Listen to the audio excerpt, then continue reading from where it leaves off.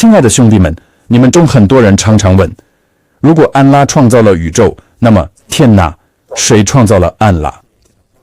答案在于理解珍珠的属性名。当我们思考它的神圣属性时，通过一个简单的逻辑原则，真相就变得显而易见。安拉的一个属性名字是阿哈的，意思是他是绝对独一无二的，没有任何事物像他。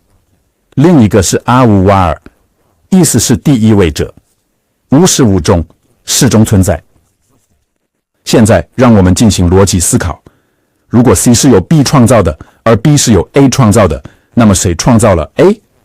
答案很清楚， A 是由哪位在一切之前就存在的阿拉 A 尔阿瓦尔所创造的。无论我们追溯到多远，我们总是到达阿瓦安拉那位永远存在的存在。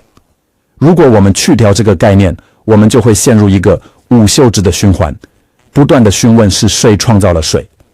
这个循环只有在我们承认最终的真实，即阿瓦那位无始无终永恒存在的存在时才能结束。